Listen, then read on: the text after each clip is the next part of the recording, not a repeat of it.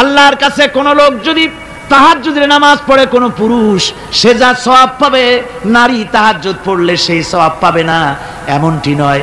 পুরুষ হজ করে যে সওয়াব পাবে, নামাজ পড়ে যে সওয়াব পাবে, নারীও তা পাবে। জোরে বলেন সুবহানাল্লাহ। আল্লাহর কাছে নারী এবং পুরুষ কি মানুষ হিসেবে তারা উভয় সমান। কিন্তু এই নারীদের জীবনের তিনটি স্তর। কটি স্তর? তিনটি স্তর। একটা হচ্ছে কন্যা, বধূ, মাতা। নারীর জীবনের এই তিনটি স্তর, ভালো করে শুনুন। কন্যা, বধূ, মাতা। এখন কন্যা হিসাবে নারীর মর্যাদা, বধূ হিসাবে নারীর মর্যাদা, মা হিসাবে নারীর মর্যাদা, নারীকে ইসলাম কি দিল সেটা শুনুন। আল্লাহর নবী বলেছেন,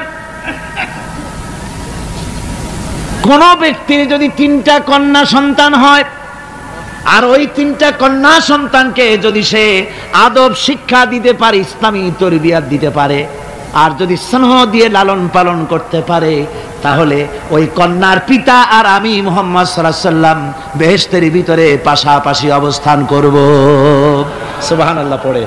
এ কথা কিন্তু রাসূলুল্লাহ কোথাও বলেন নাই যে কারো যদি তিনটা ছেলে হয় তো আমার সাথে আর সে বেহেশতে একসাথে থাকবে, না, তা বলা হয় নাই। বলা হয়েছে কন্যার ব্যাপারে। কার ব্যাপারে বলা হলো? ভালো করে শুনুন। রাসূলুল্লাহ বলছেন, কোন ঘরে যখন একটি সন্তান, একটি কন্যা সন্তান জন্মগ্রহণ করে, তখন একজন ফেরেশতা সেই ঘরে ঢোকে, একজন রহমতের ফেরেশতা আসে।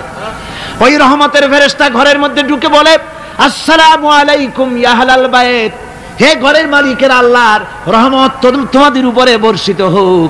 এই কথা বলে ওই ফেরেশতা ঘরের মধ্যে গিয়ে কন্যার মাথার উপরে হাত বুলায় আর বলতে থাকে, এই কন্যা সন্তানটি একটা দুর্বল শরীর থেকে বেরিয়ে এসেছে, এও একটা দুর্বল দেহ, একে যে লালন পালন করবে, দয়া দিবে, স্নেহ দিবে, আল্লাহ রাব্বুল আলামিনের সাহায্য কিয়ামত পর্যন্ত তার সাথে থাকবে। অথচ আমাদের দেশে দেখা যায় মেয়ে হলে অনেকের মুখ কালো হয়ে যায়। বন্ধুরা জিজ্ঞেস করে, মিয়া শুনছিলাম তোমার বোন নাকি বাচ্চা হবে, তা অনেক মাস হয়ে গেল, কোনো খবর টবর তো পাইলাম না।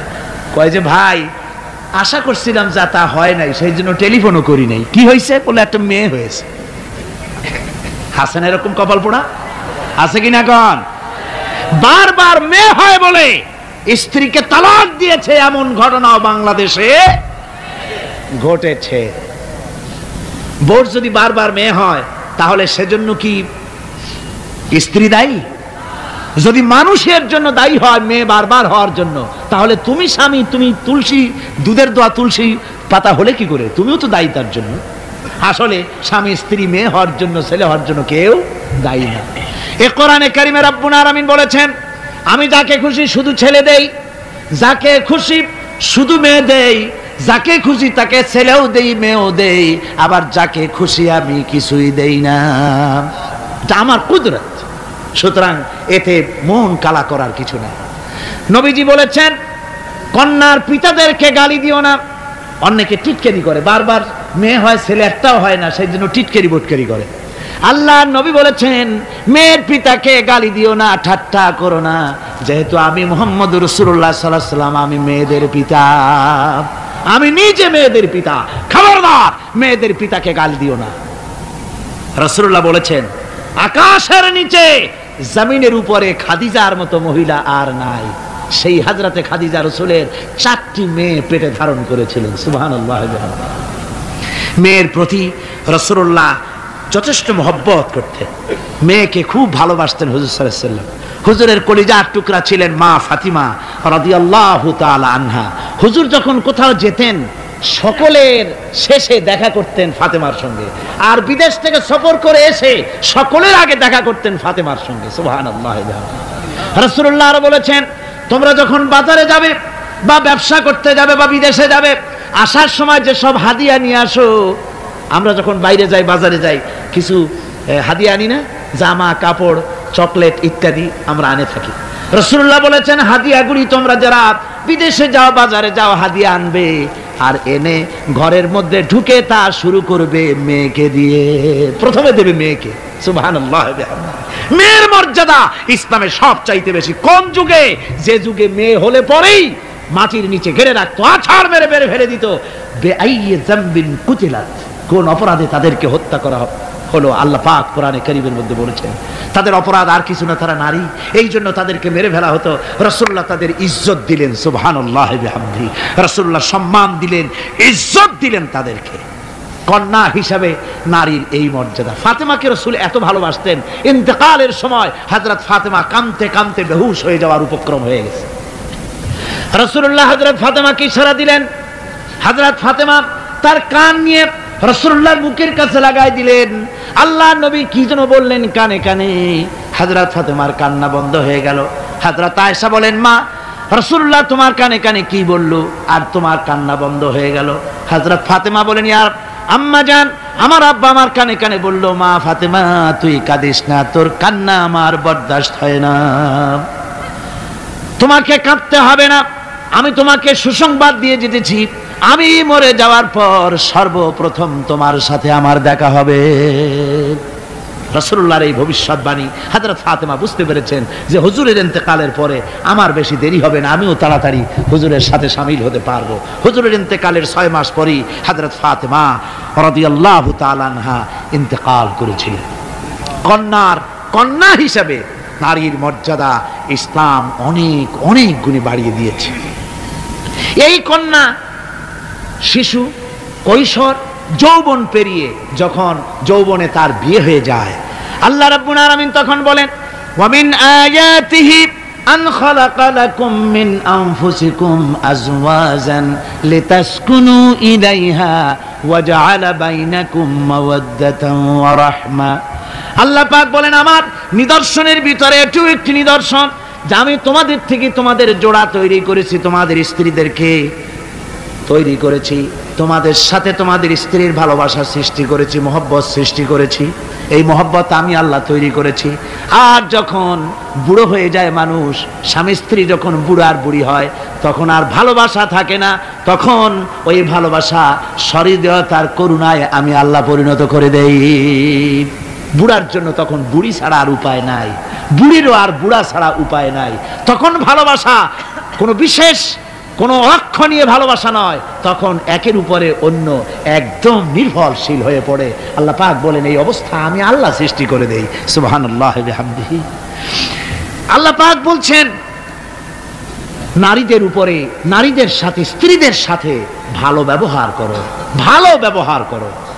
তার কোনো ব্যাপারে যদি মনটা তোমার কখনো খারাপ হয়, কোরআন শরীফের মধ্যে আল্লাহ পাক বলে দিয়েছেন পরিষ্কার করে যে কখনো তার সাথে খারাপ ব্যবহার করো না। যদি কখনো মন খারাপ হয় তাহলে চূড়ান্ত কোনো সিদ্ধান্ত নিতে যেও না, বরং তোমার জীবনে ওই স্ত্রীর অনেক অবদান আছে, সেসব কথা মনে করে এই সামান্য কিছু ভুলে যাও। আল্লাহ চান স্বামী স্ত্রীর মহব্বত টিকে থাকুক।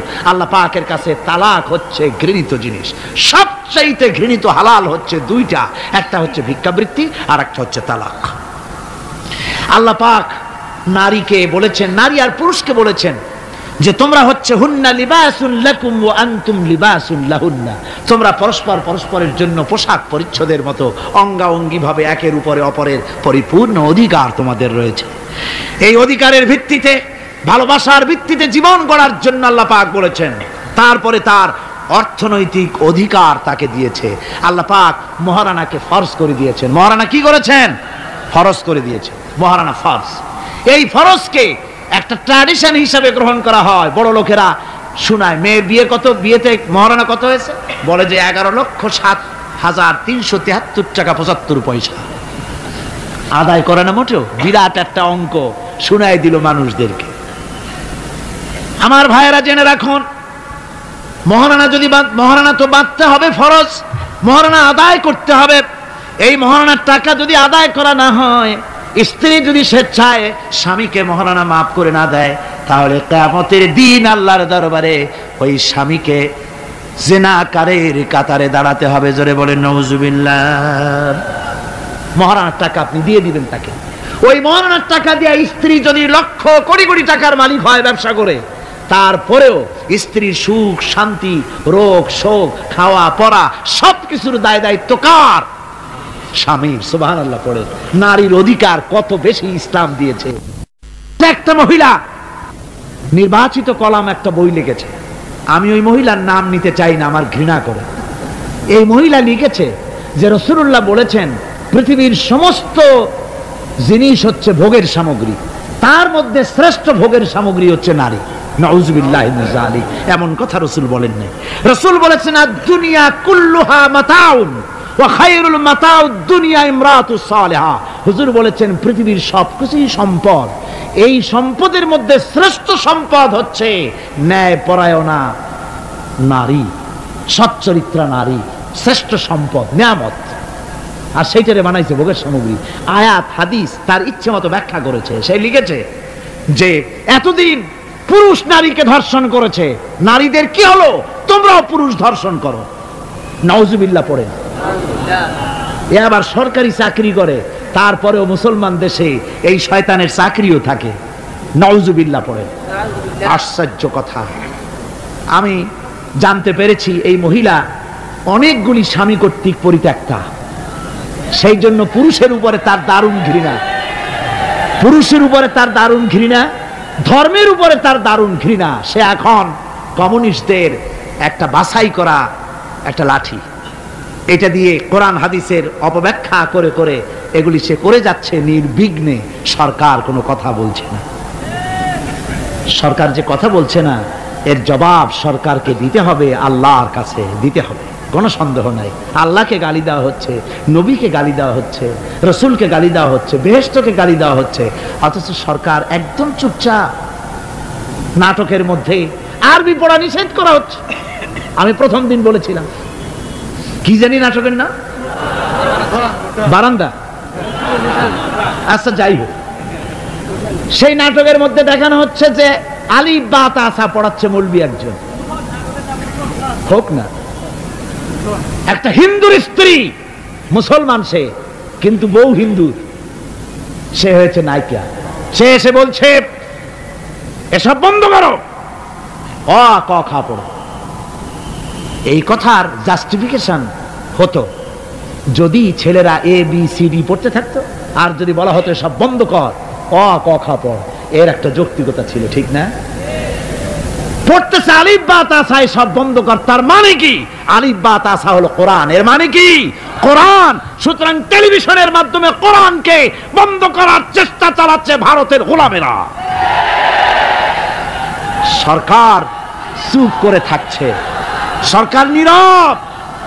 এর জবাব সরকারকে পেতে হবে, এড়াতে পারবেন। সুতরাং বলতেছিলাম, নারীর অধিকার প্রতিষ্ঠিত করেছে ইসলাম। কে করেছে? ইসলাম বলেছে মহারানার টাকা আদায় করে দাও। সেই মহারানার টাকা আদায় করা হলো না, এখন উল্টা, এখন মহারানা আদায় করে পুরুষেরা। সেটার নাম কি? যৌতুক। কন্যা পক্ষের কাছের থেকে যৌতুক নামে কৌতুক করে। ছেলে যখন ম্যাট্রিক পাস করে তখন ছেলের পিতা এতটুকুন হা করে, যখন বিএ পাস করে এতটা করে, যখন এমএ পাস করে ছেলের বাবা তখন হাঙ্গরের মতো এতটা হা করে। যত টাকা খরচ হয়েছে মেয়ের বাপের কাছ থেকে কড়ায় গন্ডায় উসুল করে নেব। তারপরে ছেলে আর মেয়ের বিবাহ ঘটায় দেয়, মাঝখানে ওটারে কি করে? হ্যাঁ, ঘটক। এই ঘটক ঘটকালি করে।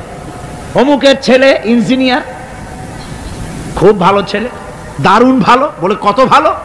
থানায় খুব রিপোর্ট আছে, যাই দেখো। খুব ভালো ছেলে। তা কি লাগবে?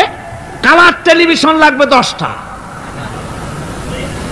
তারপরে পাজেরো জিপ লাগবে, 14 লক্ষ টাকা ক্যাশ লাগবে, আবুধাবিতে চাকরি লাগবে, ওয়াশিংটন ডিসিতে বাড়ি করে দেওয়া লাগবে।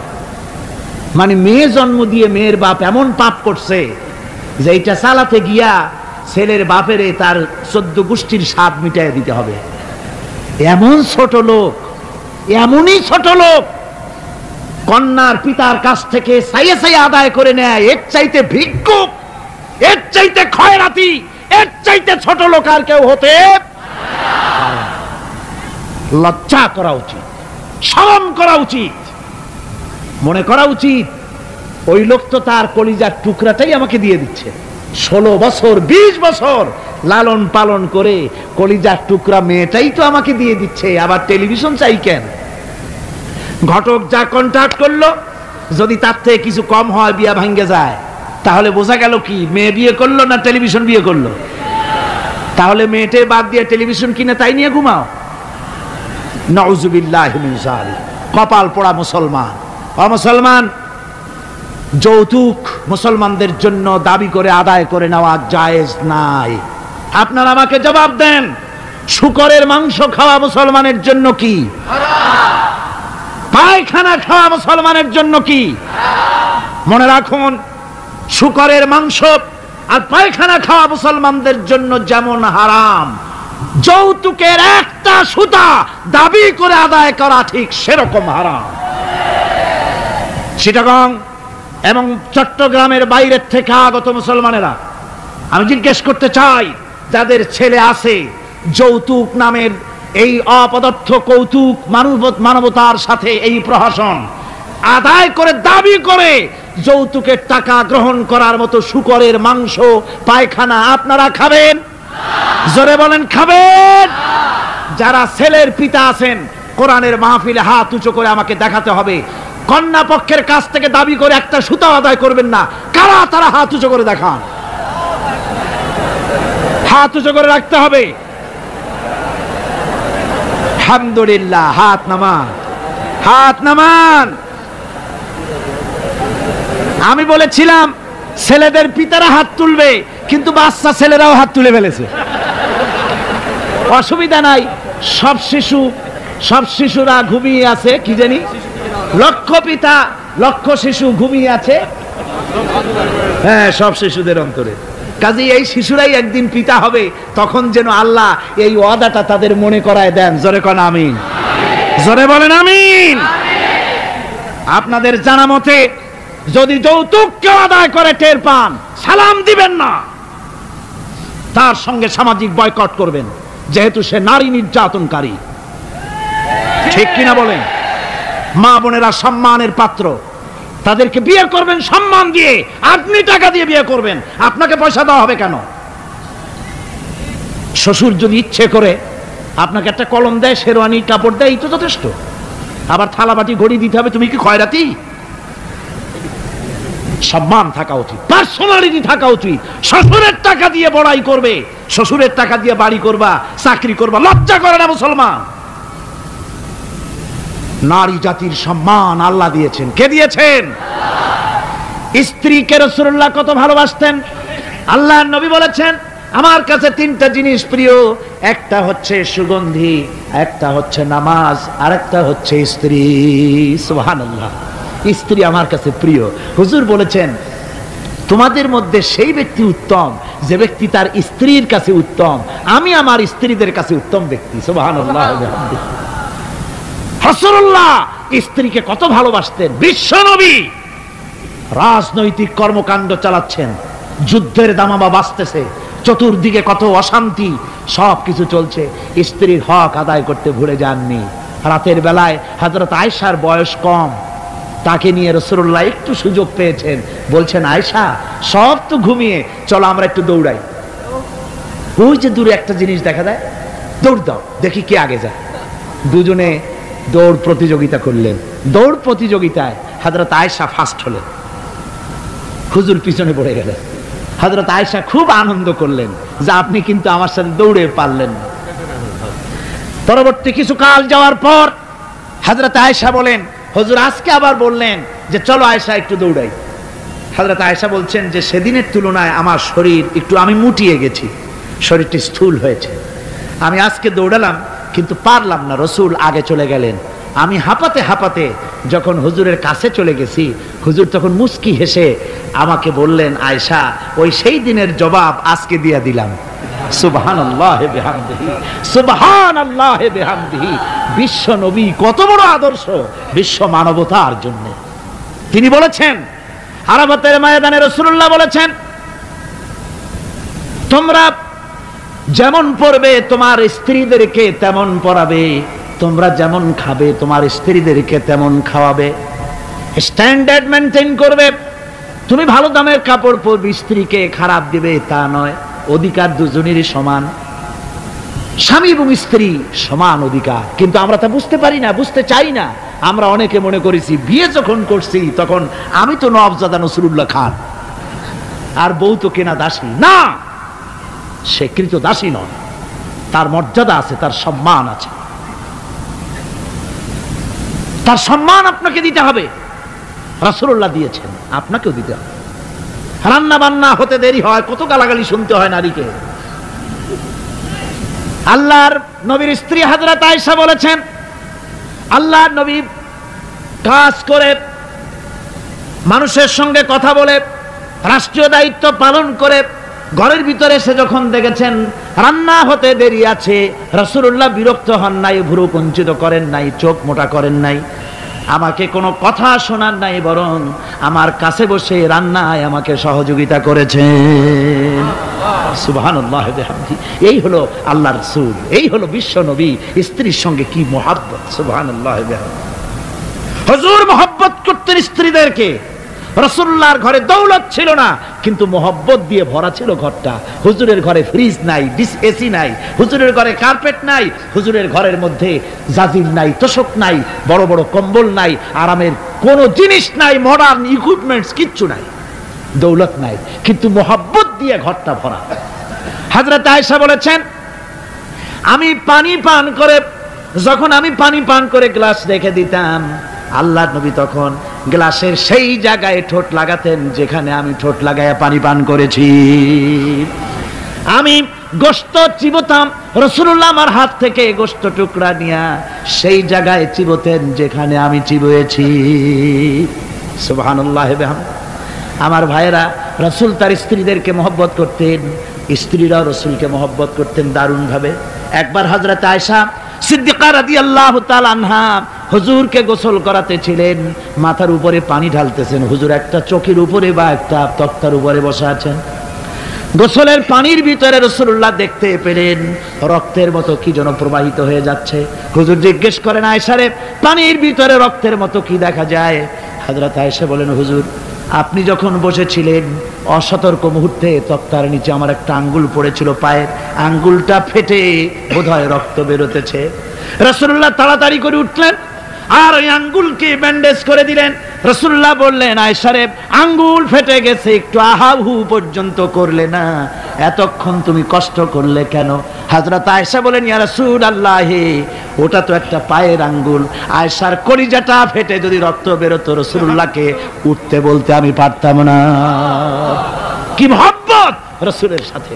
হযরত আয়েশা বলেন, হুজুর সাল্লাল্লাহু আলাইহি ওয়াসাল্লাম স্ত্রীদেরকে এত ভালোবাসতেন, আমাদের ঘরে গোশত টোস্ত তেমন রান্না বান্না খুব কম হতো। গোশত রান্না হবে কি, মাসের পর মাস চলে গেছে রাসূলের বাড়িতে, হুজুর স্ত্রীরা বলেছেন আমাদের ঘরে চুলায় আগুন জ্বলে নাই, একটু শুকনা রুটি, একটু শুকনা খেজুর আর একটু পানি খেয়ে আমাদের জীবন চলেছে, এরকমের অবস্থা হয়েছে।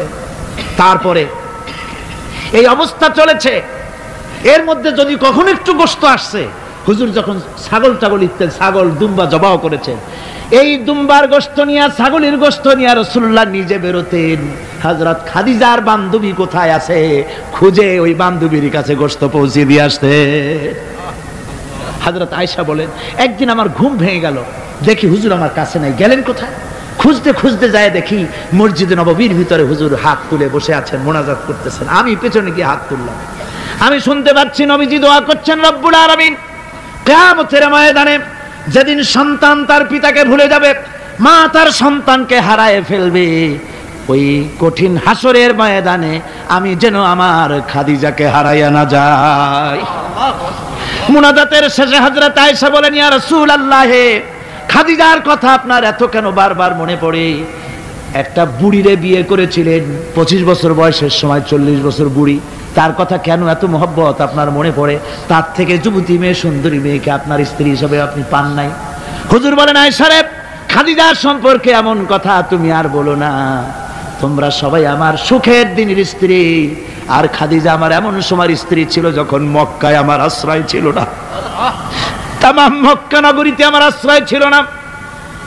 খাদিজার সঞ্চিত সমস্ত ধনরাশি ইসলাম কবুল করার পর দুহাতে খাদিজা বিতরণ করে দিয়েছে। হযরত আয়েশা বলেন, হুজুর আমার গোস্তাকি মাফ করে দেন, আমি আর এরকম বলবো না, তবে খাদিজার সম্পর্কে আমার কিছু একটু শুনান।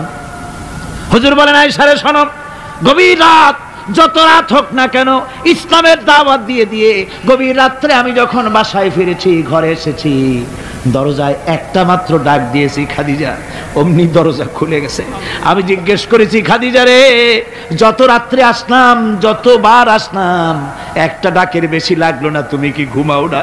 হযরতে খাদিজা বলেছেন, ইয়া রাসূলুল্লাহ, আমার মনের ভিতরে ভয় থাকে, আল্লাহর রাসূল দিনের খেদমতে বাইরে আছেন, আমি যদি আরামে বিছানায় ঘুমায় থাকি আর নবীজি দরজার কাছে দাঁড়ায় আমারে ডাকাডাকি করবেন, উঠতে যদি দেরি হয়ে যায় নবীজির সঙ্গে বেয়াদবি হয়ে যাবে, এই মনে করে আপনি না আসা পর্যন্ত দরজার সাথে পিঠ লাগাই আমি দাঁড়াইয়া দাঁড়াইয়া ঘুমাই।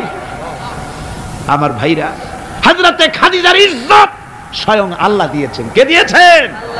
হাদিস শরীফে এসেছে, রাসূলুল্লাহ জাবালে নূরে বসা, গারে হেরার ভিতরে বসা, হযরতে জিবরাইল রাসূলুল্লাহর সঙ্গে কথা বলতেছেন।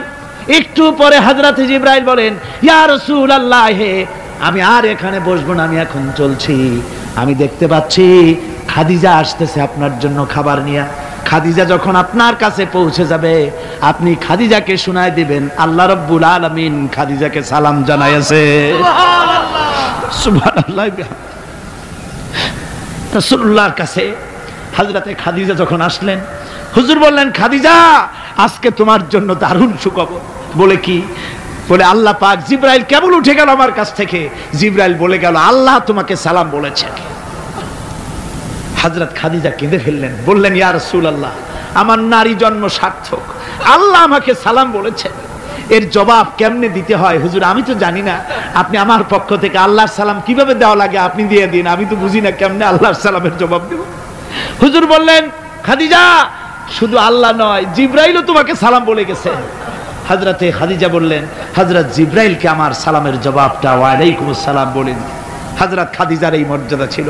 আমার ভাইরা, রাসূল পাক সাল্লাল্লাহু আলাইহি ওয়াসাল্লাম এভাবে মহব্বত করেছেন স্ত্রীদেরকে। সুতরাং স্বামী স্ত্রীর মহব্বত আল্লাহর জান্নাতি নিয়ামত। কি নিয়ামত?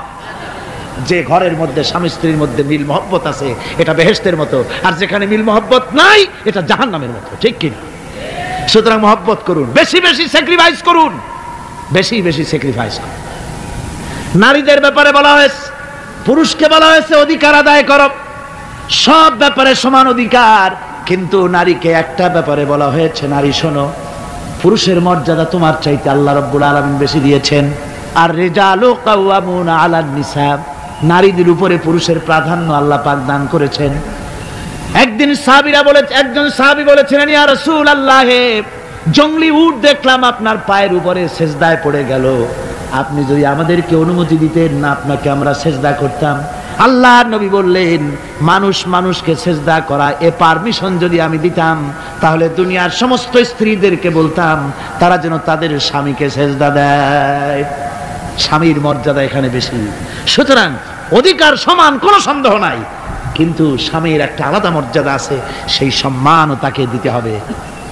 এরপরে এই সমান অধিকারের ভিত্তিতে স্বামী স্ত্রী চলতে থাকে, মাঝখানে আল্লাহ পাক তাদেরকে সন্তান দান করেন।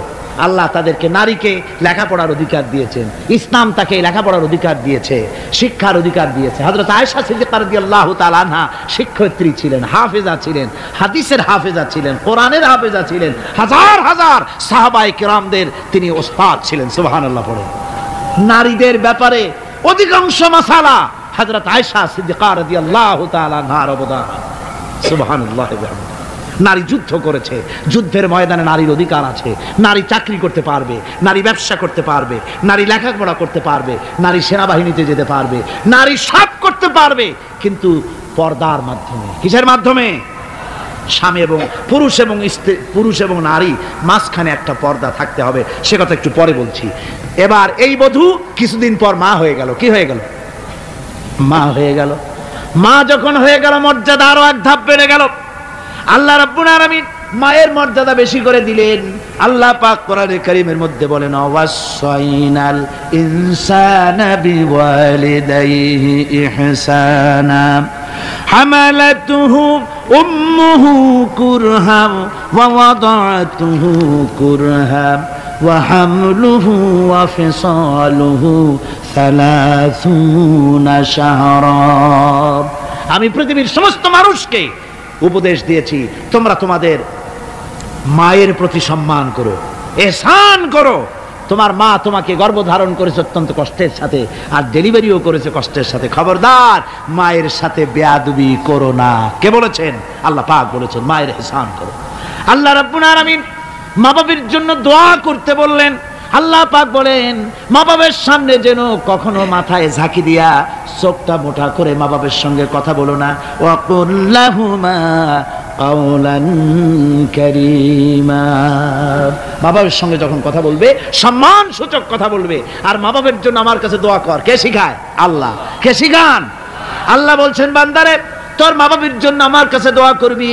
রব্বিরহামহুমা কামা রাব্বায়ানি সগীরা। জোরে সোরে পড়েন রব্বিরহামহুমা কামা রাব্বায়ানি সগীরা। আয় আল্লাহ, আমার মা বাপ যেমন আমাকে স্নেহ করে লালন পালন করেছে আমার ছোটবেলায়, তুমি আমার মা বাপকে তোমার রহমতের কোলে লালন পালন করো। কে শিখায়? আল্লাহ পাক শিখিয়ে দিচ্ছেন। আমার ভাইরা, ইয়ামেন থেকে একজন লোক এসেছে। হাদিস, ইয়ামেন থেকে একজন লোক এসেছে হুজুরের সামনে, তার বুড়িমা সাথে। বলছে হুজুর, এই অচল বুড়িমা, হাঁটতে পারে না, চলতে পারে না, এই আমার মা। এরে ঘাড়ে করিয়া আমি ওকুফে আরাফা করেছি, একে নিয়ে মিনা মুজদালিফা করেছি, রমি করেছি, একে নিয়ে আমি সাফা মারওয়া সাই করেছি। এই মাকে ঘাড়ে করে আমি আল্লাহর ঘর তাওয়াফ করেছি। হজের সব কাজ মায়ের ঘাড়ে করে করছি। আল্লাহর নবী, আমি কি আমার মায়ের হক আদায় করতে পেরেছি? হুজুর বললেন না, আদায় হয় নাই, মায়ের হক আদায় হয় নাই। অর্থাৎ বুকের চামড়া দিয়ে মায়ের পায়ের যদি স্যান্ডেল তৈরি করে দেওয়া হয়, এক ফোঁটা দুধের হক আদায় হবে না। সেই মায়ের সঙ্গে নাফরমানি হচ্ছে, বেয়াদবি হচ্ছে, বউয়ের কথার মতো মায়ের সাথে দুর্ব্যবহার করা হচ্ছে। আমার দেশে এগুলি হচ্ছে, হচ্ছে না? হচ্ছে। মা কোথায় পড়ে আছে কোনো খোঁজ নাই, খবর নাই। তার জন্য কোনো ভালো খাবার ব্যবস্থা, কাপড় চোপড় নাই। বন্ধুদের জন্য সব আছে, মায়ের জন্য নাই, বাপের জন্য নাই। মা তো বুড়ি হয়ে গেছে, এখন আর মা নাই। বাপ তো বুড়ো হয়ে গেছে, কামাই করতে পারে না, এখন আর বাপ নাই, এখন হয়ে গেছে বুড়ো। আর মা হয়েছে বুড়ি। আর আব্বা হয়েছে, যার মেয়ে বিয়ে করেছে শ্বশুর এখন আব্বা, আর শাশুড়ি হয়েছে আম্মা। মা আর বাপ বাসি হয়ে গেছে, বাপ পড়ে গেছে। আমার বন্ধুগণ শুনে রাখুন, আল্লাহর নবী বলেছেন তিনজনের দোয়া আল্লাহর কাছে অব্যর্থভাবে কবুল হয়ে যায়। মুস্তাজাবুদ দাওয়াত তিনজন। মুসাফিরের দোয়া কবুল হয়, মাজলুমের দোয়া কবুল হয়, আর মা বাপ যদি সন্তানের জন্য দোয়া করে অবশ্যই সে দোয়া আল্লাহর দরবারে মঞ্জুর হয়ে যায়। সুতরাং মা বাপের খেদমত করতে হবে, মহব্বত করতে হবে। আমি মা বোনদের বলতে চাই, আমার মা বোনেরা পর্দার আড়ালে বসে আপনারা যারা ওয়াজ শুনছেন ভালো করে শুনুন। আমরা পুরুষ, আমাদের পায়ের তলে জুতা। পুরুষের পায়ের তলে কি? জুতা। আপনারা নারী, আপনাদের পায়ের তলে আল্লাহর জান্নাত। জোরে কোন সুবহানাল্লাহ, জোরে বলেন সুবহানাল্লাহ। ও নারী, ও মহিলা, তোমাদের সম্মান আল্লাহ কোথায় তুলে দিল? পুরুষের পায়ের তলে জুতা, তুমি নারী, তোমার পায়ের তলে আল্লাহর বেহেশত। আল জান্নাতু তাহতা আকদামিন মুহাত। মায়ের পায়ের তলে আল্লাহর বেহেশত। সুবহানাল্লাহ পড়ে, সুবহানাল্লাহ পড়েন। আল্লাহ রাসূল বলেছেন, মা বাপ যদি, বুখারী শরীফের হাদিস, মা বাপ যদি অসন্তুষ্ট হয় আল্লাহ অসন্তুষ্ট হয়ে যান, মা বাপ সন্তুষ্ট হন আল্লাহ সন্তুষ্ট হয়ে যান। সুবহানাল্লাহ। আমরা বিভিন্ন জায়গায় হাদিয়া তোহফা নিয়ে যাই, যেখানে দোয়া কবুল হওয়ার সম্ভাবনা কম, 50-50, হইলেও পারে না হইলেও পারে, সেইখানে পয়সা পাতি, হাদিয়া তোহফা, নজর নিয়াজ নিয়ে যাই। আর যেখানে 100% সিউরিটি আছে সেখানে হাদিয়া তোহফা দেই না। মা বাপকে হাদিয়া তোহফা দেন। মা বাপের পায়ের উপরে চুমা খান, কিসমত পাল্টে যাবে, তকদীর পাল্টে যাবে। মা বাপকে ভালোবাসুন। সুতরাং মায়ের মহব্বত, মাকে আল্লাহ পাক এভাবে মহব্বত, তাকে সম্মান দিয়েছেন। নারী কন্যা হিসেবে, বধূ হিসেবে, মাতা হিসেবে তার মর্যাদা সবচেয়ে বেশি। এরপরে বলবো পর্দার কথা। আমার মা বোনেরা, আল্লাহ রাব্বুল আলামিন মহিলাদেরকে বলেছেন, পুরুষদেরকে বলেছেন, কুল্লিল মুমিনিনা ইয়াগুদ্দু মিন আবসারিহিম। ও নবী, মোমেন পুরুষদেরকে বলে দেন তারা যেন তাদের চক্ষুকে পরনারী থেকে নিম্নগামী রাখে। আর মহিলাদেরকে বলা হয়েছে কুল্লিল মুমিনাতি ইয়াগুদুদনা মিন আবসারিহিন্না। ও মুমিনা মহিলারা, তোমরা যেন তোমাদের চক্ষুকে পর পুরুষ থেকে যেন নিম্নগামী রাখো। এটা আল্লাহর হুকুম। কার হুকুম? আল্লাহর হুকুম। পর্দায় থাকতে আল্লাহ বলেছেন, আল্লাহ পাক বলেছেন ওয়াকারনা ফি বুয়ুতিকুন্না ওয়ালা তাবাররাজনা তাবাররুজাল জাহিলিয়াতুল উলা। খবরদার, তোমরা জাহালাতের যুগের মতো ঠাক ঠমক নিয়ে চলাফেরা করো না, তোমরা মানুষকে তোমাদের সৌন্দর্য বিকশিত করে দেখায়ও না। কোরআনে কারিমে সূরা নূরে বলা হয়েছে প্রত্যেকটি বয়সপ্রাপ্তা নারী এমন একটা চাদর পরবে যে চাদর পরলে তার মাথা, তার গলা, তার বুকটা ঢেকে যাবে। এরকম একটা চাদর পরা ইসলাম কি করেছে? ফরজ করে দিয়েছে। আল্লাহ পাক ফরজ করেছেন। কি করেছেন? ফরজ করে দিয়েছেন।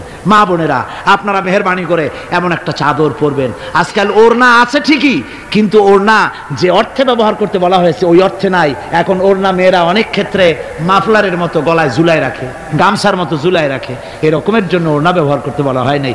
ওড়না হলো মাথাটা, গলাটা, বুকটা ঢেকে যায় এবং একটু পুরু হতে হবে। পাতলা মশারির তেনা দিয়ে ওড়না বানাইলে হবে না, সেটা একটু পুরু হতে হবে, শালীন হতে হবে, মার্জিত হতে হবে। আমি একটি কথা আপনাদের বলি, এই বাংলাদেশে আজ পর্যন্ত যত নারীর মুখে অ্যাসিড পড়েছে, অ্যাসিড পড়ে নাই নারীর মুখে?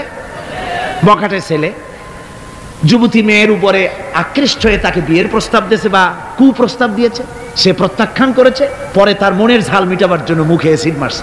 আপনারা বলেন এমন কোন ঘটনা জানেন কিনা যে বোরখা পরিহিতা কোনো মেয়ের মুখে অ্যাসিড পড়েছে? জানা আছে কিনা আপনাদের? না, বলতে পারবেন না।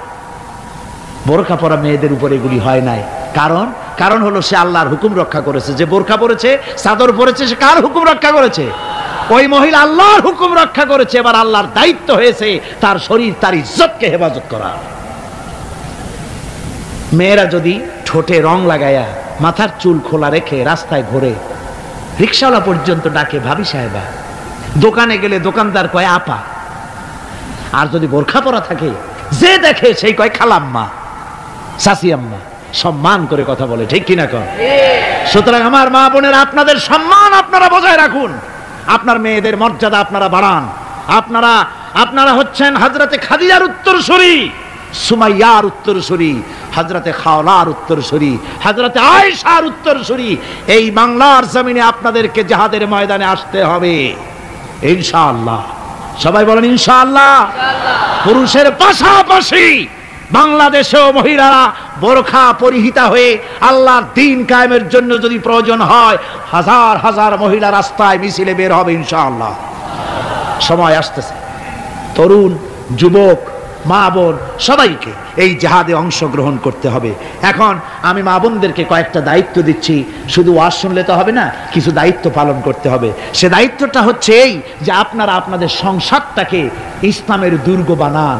সমাজে তো ইসলাম সব জায়গায় নাই, আপনার ঘরটাকে ইসলামের দুর্গ বানান। স্বামী স্ত্রীর আচরণে চলাফেরায় যেন সন্তানরা তৈরি হতে পারে, 1 নম্বর কথা। 2 নম্বরের কথা, সন্তানদেরকে ভালো নাম রাখুন। আজকাল কিন্তু ভালো নাম লুপ্ত হয়ে গেছে, এখন বাংলা নাম বেশি পছন্দ হচ্ছে, আরবি নাম বাদ। এখন বাংলা নাম কি? বাংলা নাম হচ্ছে আকাশ হোসেন, বাতাস আলী,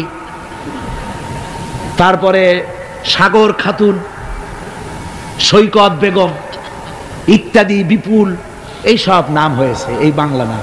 এর কোনো অর্থ নাই। বাংলা নাম আপনার সন্তানদেরকে রাখবেন না। মুসলমানরা নাম রাখবে আরবি নাম। কি নাম? আরবি নাম এবং অর্থবহ নাম। আলেমদের কাছে জিজ্ঞেস করে নাম রাখবেন। আরবি আন্দাজে রাখেন না। একজনে তার মেয়ের নাম রাখছে, শুনলাম মেয়ের নাম রাখছে তুকাজ্জেবান। হ্যাঁ, তাই বললাম ভাই তুকাজ্জেবান নাম রাখলেন কেন?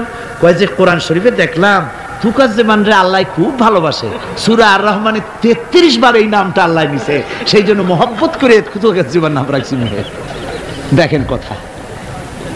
কুয়েতে একবার এয়ারপোর্টে নাম নিয়ে খুব হাসাহাসি হলো। পাসপোর্টে বাংলাদেশিদের নাম, একজনের নাম হচ্ছে জামাল মিয়া আর বাপের নাম তরিক মিয়া। পুলিশেরা হাসতেছে, লোকেরা জিজ্ঞেস করলো কি ব্যাপার। তো আসলে ব্যাপারটা ধরা পড়লো, জামাল মিয়া, বাপের নাম তরিক মিয়া। তো জামাল হচ্ছে উট আর মিয়া মানে 100। জামাল মিয়া মানে 100 উট, আর তরিক মিয়া, তরিক মানে রাস্তা, মিয়া মানে 100। 100 রাস্তার ছেলে, 100 উট।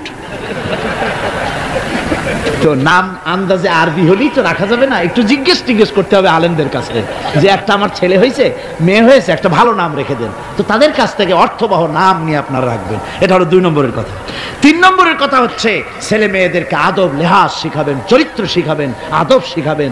মা বাপের দিকে, মুরব্বীদের দিকে পিছন ফিরাইয়া তাদেরকে ধমক দিয়ে কথাবার্তা না বলে আদব শিক্ষা করে, সালাম দিতে পারে, এগুলি তাদেরকে শিক্ষা দেওয়া দরকার। 4 নম্বরে পারিবারিক বৈঠক করতে হবে। কি বৈঠক? প্রত্যেক বাড়িতে সপ্তাহে 1 বার অথবা 2 বার পারিবারিক বৈঠক। স্বামী, স্ত্রী, ছেলেমেয়ে সব এক জায়গায় বসবে। যে কোনো একটা দিন রাতের বেলায় বা বিকেলে 1 ঘন্টা এক জায়গায় বসে আলোচনা করবেন। তুমি কলেমাটা পড়ো তো, বউরে কবেন তুমি কলেমা পড়ো, শুনি হয় কিনা। আমার তাশাহুদটা আমি পড়ি, আত্তাহিয়াতু লিল্লাহি ওয়াস সালাতু তাওবা, হয় কিনা তুমি একটু শোনো তো। দোয়া কুনুতটা হয় কিনা শোনো তো। আচ্ছা, নামাজের মধ্যে কয়টা ফরজ কত দেখি। ছেলের কাছে জিজ্ঞেস করেন, মেয়ের কাছে। বইয়েরটা সামনে নিয়ে খুলে একজন আরেকজনকে জিজ্ঞেস করেন। কোরআন শরীফ বলে সূরা ফাতিহাটা পড়ো দেখি সহি হয় কিনা। এইভাবে করে 1 ঘন্টা দিন আলোচনা করে তারপরে দরুদ শরীফ পড়ে আল্লাহর কাছে দোয়া করেন, আল্লাহ আমার বউ, আমার বাচ্চা, এই সব নিয়ে তোমার দ্বীনের কথাবার্তা বলছি। আল্লাহ তুমি দয়া করে আমার এই বিবি বাল বাচ্চাগুলিকে দ্বীনের রাস্তায় রাখো, চরিত্রবান বানায় রাখো, এরা যেন সন্ত্রাসী হয় না, এরা যেন মারামারি করে না, এদেরকে দিনদার বানাও, পরেজগার বানাও। আপনার দোয়া আল্লাহর কাছে কবুল হয়ে যাবে, আল্লাহর কাছে কবুল হয়ে যাবে। সন্তান আর খারাপ হবে না। কথা বুঝতে পেরেছ?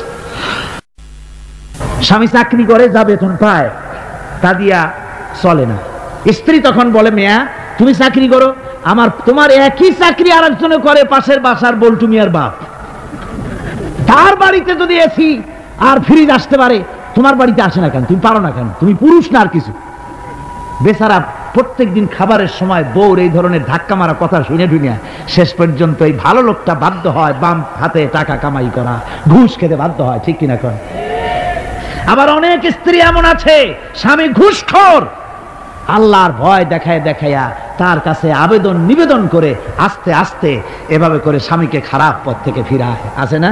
আছে। সুতরাং মা বোনদের বলবো, আপনারা স্বামীদেরকে ভালো পথে পরিচালিত করার জন্য চেষ্টা করবেন, সন্তানদেরকে, স্বামীদেরকে ভালোভাবে চেষ্টা করবেন যেন দ্বীনের রাস্তায় তারা পরিচালিত হয়। এরপরে আপনারা ইসলামী সাহিত্য অধ্যয়ন করবেন, কোরআন হাদিস ইত্যাদি অধ্যয়ন করবেন, সেগুলির পাঠাগার তৈরি করবেন, এগুলি পড়াশোনা করে নিজেদের জীবনকে গড়ে তুলবেন। আল্লাহ রাব্বুল আলামিন সকলকে যেন সে তৌফিক দেন। আমরা জোরে বলি আমিন, আরো জোরে বলি আমিন।